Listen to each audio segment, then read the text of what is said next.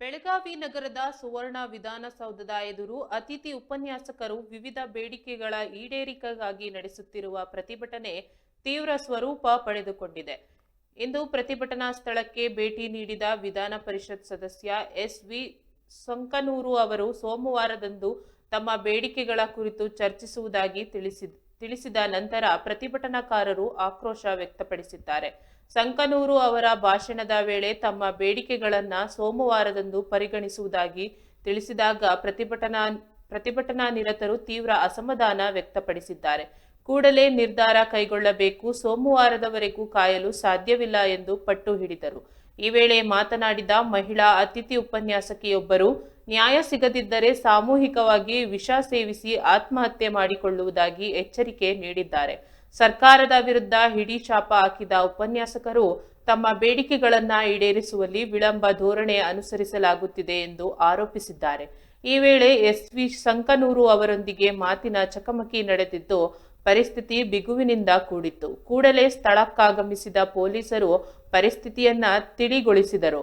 ಪ್ರತಿಭಟನೆಯಲ್ಲಿ ಭಾಗವಹಿಸಿದ್ದ ಅತಿಥಿ ಉಪನ್ಯಾಸಕರೊಬ್ಬರು ಮಾತನಾಡಿ, ನಾವು ಕಳೆದ ಹಲವು ದಿನಗಳಿಂದ ಪ್ರತಿಭಟನೆ ನಡೆಸುತ್ತಿದ್ದೇವೆ. ಆದರೆ ಸರ್ಕಾರ ನಮ್ಮ ಬೇಡಿಕೆಗಳನ್ನ ಗಂಭೀರವಾಗಿ ಪರಿಗಣಿಸುತ್ತಿಲ್ಲ. ಈಗಲಾದರೂ ಸರ್ಕಾರ ನಮ್ಮ ಸಮಸ್ಯೆಗಳನ್ನ ಆಲಿಸಿ ಸೂಕ್ತ ನಿರ್ಧಾರ ಕೈಗೊಳ್ಳಬೇಕು ಎಂದು ಹೇಳಿದ್ದಾರೆ. ಇನ್ನು ಕೆಲವರು, ನಾವು ನಮ್ಮ ಹಕ್ಕುಗಳಿಗಾಗಿ ಹೋರಾಡುತ್ತಿದ್ದೇವೆ, ನಮ್ಮ ಬೇಡಿಕೆಗಳು ಈಡೇರುವವರೆಗೂ ನಾವು ಹೋರಾಟವನ್ನ ಮುಂದುವರಿಸುತ್ತೇವೆ ಎಂದು ತಿಳಿಸಿದ್ದಾರೆ.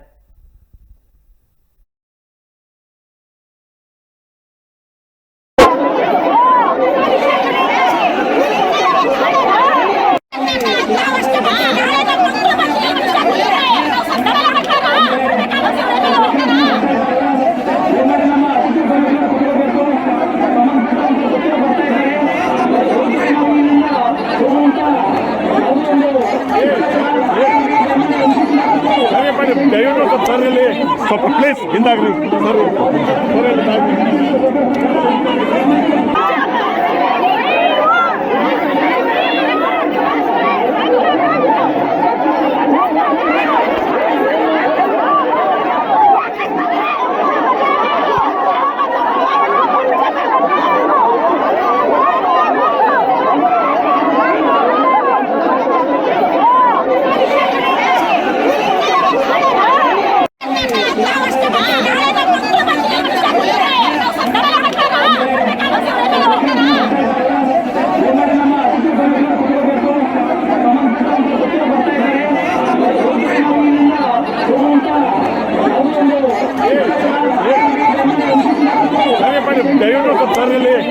ಪ್ಲೇಸ್ ಹಿಂದಾಗ್ರಿ